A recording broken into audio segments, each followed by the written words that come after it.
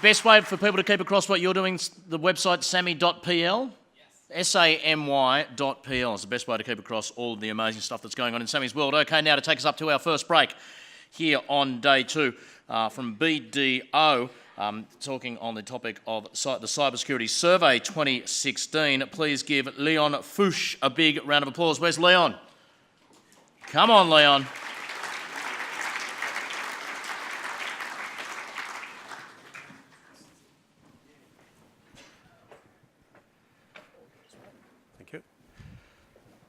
So how do I go after Sammy's presentation, talking about a lot of statistics through a survey. So I'm going to try my best. Just want to get the clicker. Sammy, did you take that?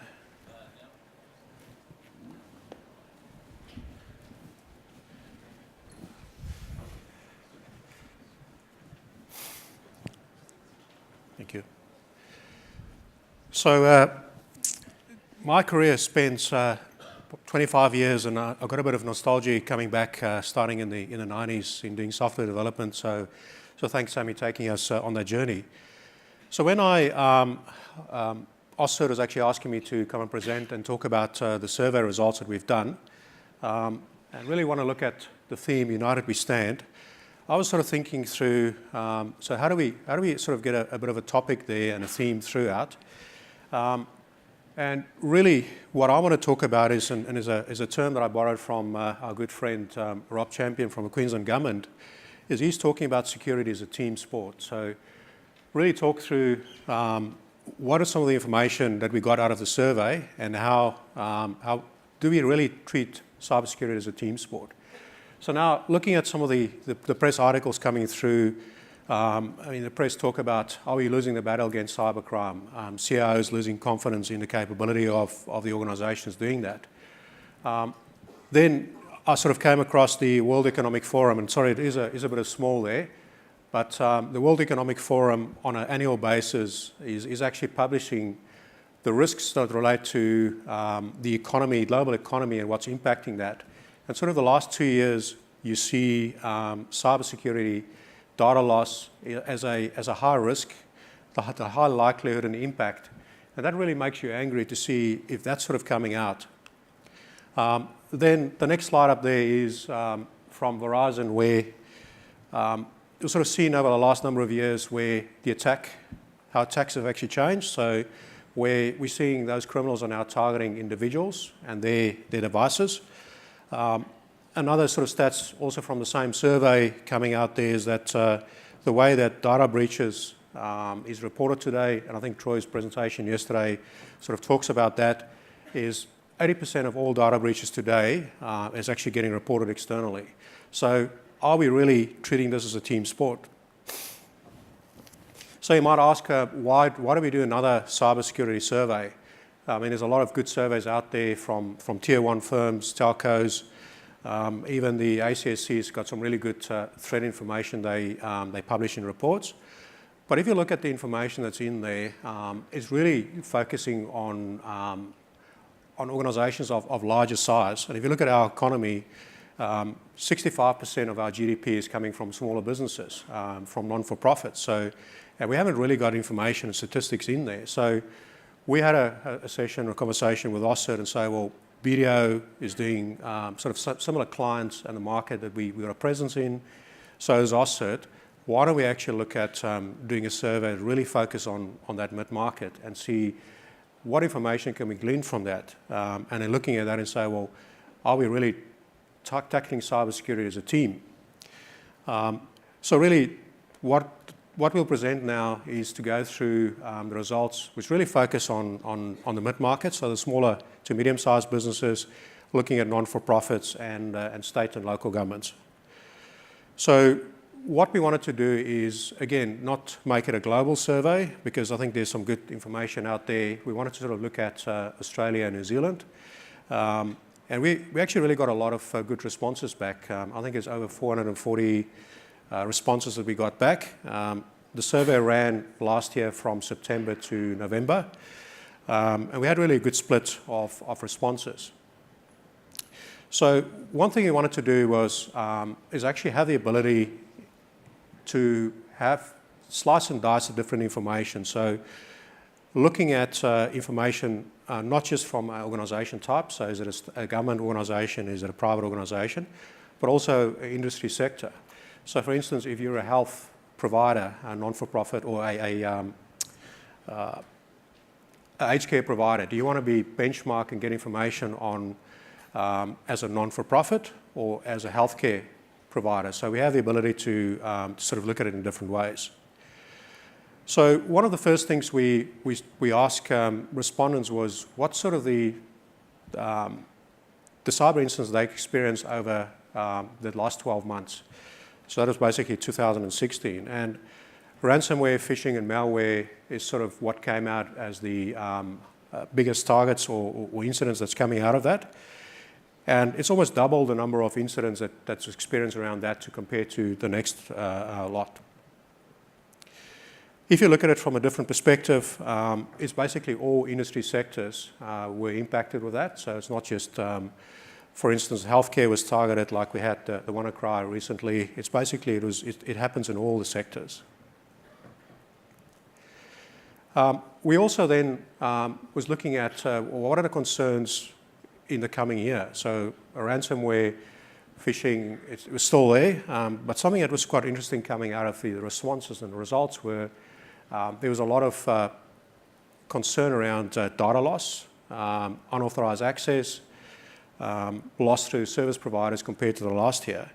And if you really put those two together, compare from what was actually happening in the last year and what are the concerns going forward, ransomware phishing is still there, but there's actually, interestingly, there's a reduction in the concern and there's a bigger focus on data loss, unauthorized access. And I think the reason why that's coming out, or why that came out when we did the survey was, I think there was a lot of conversation at the time around the new privacy legislation change around the data breach notification. And I think those respondents were probably uneasy and getting a good understanding of how well they prepared for that.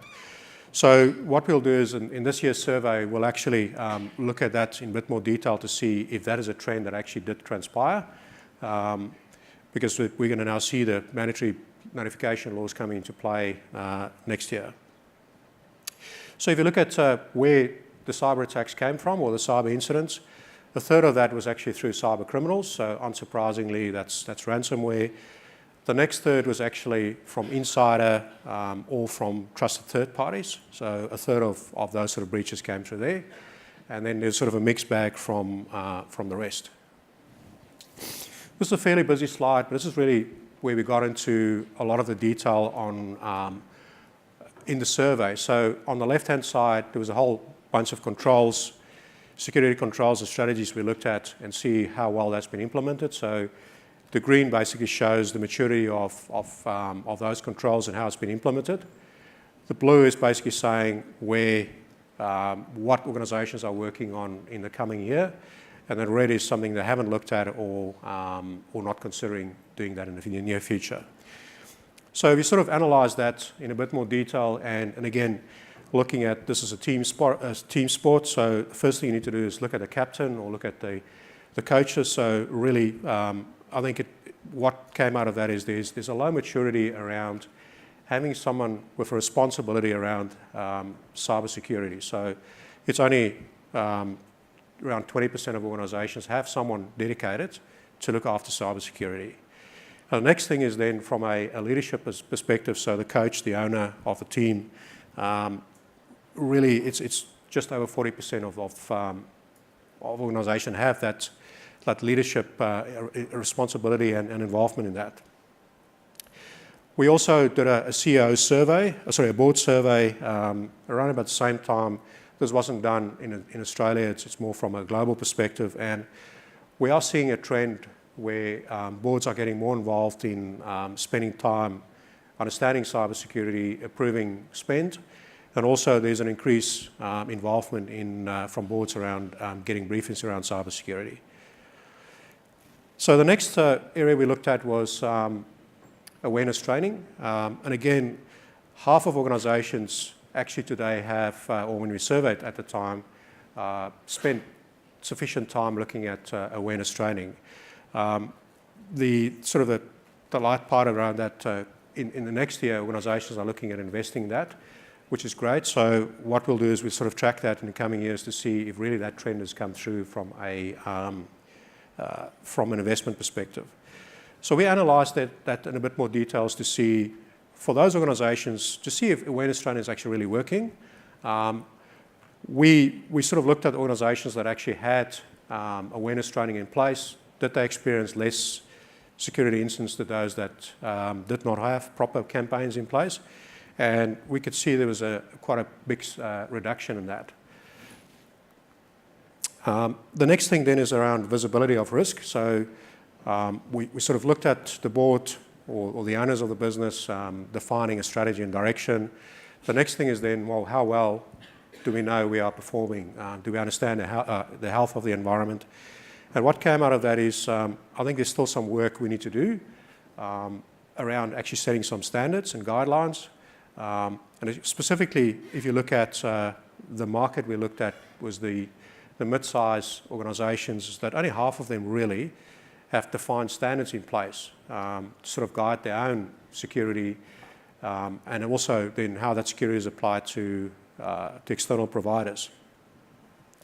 I think the good thing there is to see, which is the top one that I've highlighted there, around there's a good understanding of what is critical to the environment. So, and again, if you look at organisations are going to spend in the coming years more effort understanding that. So that's good to see.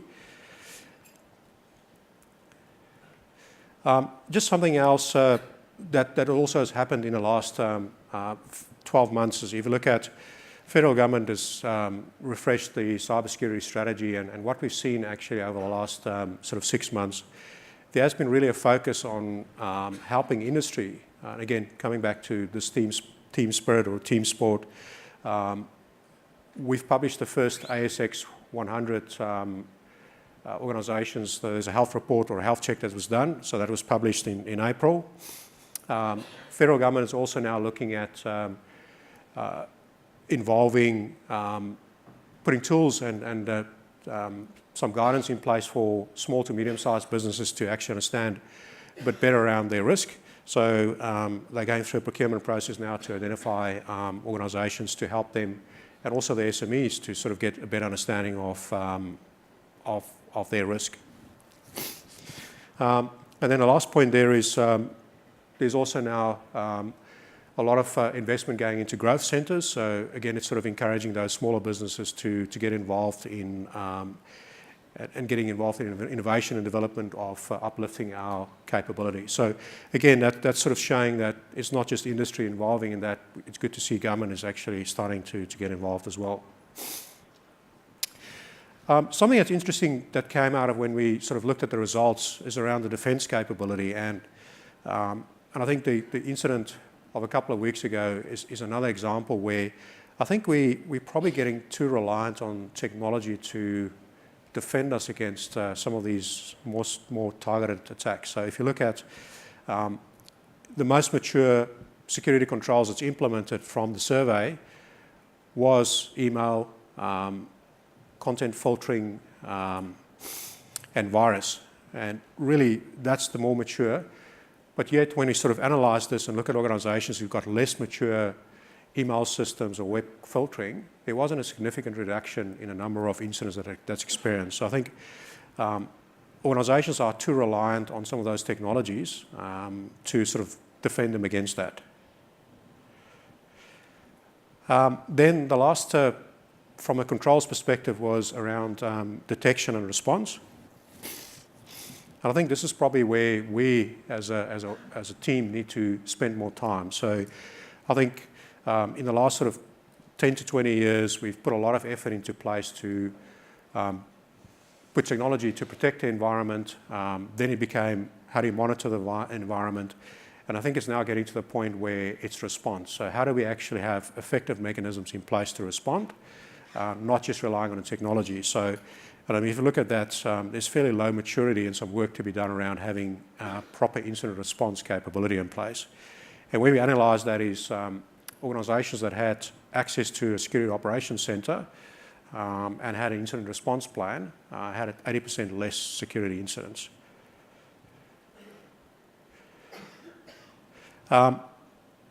Threat sharing, and I think that's a theme that's been coming out. I attended a few of the sessions yesterday, and we sort of asked the question in the survey on organisations if they're aware of that. Is it working for them? And what we found is that less than half of the organisations actually knew that there was actually threat sharing information available. And of that, actually just only 23% feel that they got value out of threat sharing. So we as a team, again, that we need to work together to sort of make that more valuable to the customers out there. Where's the sources coming from? So what we found is basically two main sources, AusCERT providing that, and it comes from federal government. So I think vendors need to get more involved and sort of encouraging their clients to use more of that information and really work together on that, which sort of leads to what are the issues faced, because there's a lot of this information out there. And again, there were some good presentations yesterday around threat sharing and threat intelligence, what's working, what's not working. And really what sort of came out of our results were that there's a lot of information there. It's not always actionable. It's difficult to use. And what we found is that, again, if you have that team captain, that senior person involved from a security perspective, then the use of that information was more successful. And then even our colleagues in the insurance industry wanted to be part of this team. So cyber insurance, and again, there's been a few topics and discussions around that. And what we found is that 28% of organizations do currently have some form of cyber insurance, but only 14% of those actually have got a dedicated cover in place. So just to come back to, on a bit of a lighter note, asking the question whether cybersecurity is a team sport. I had the data there. For those who actually don't know, State of Origin is it's a footy game that's played once a year where it's where you were actually born. You didn't go and play for that game. So Origin 1 is up next year. And I thought, well, I had the data, let's do the analysis. Brace yourself. So not intending to go through this in detail, but there you have it. Just because we have the stats, I thought we had to share this because it's a team sport. From I think Queenslanders or New South Wales can actually learn from Queenslanders on how to get better at threat and vulnerability scanning and application whitelisting. And then again, if you look at we as Queenslanders can get better to go and learn from our colleagues down south around how to do better risk assessment and finding standards. So there's 25 security controls there. And the winner, sorry. Thank you.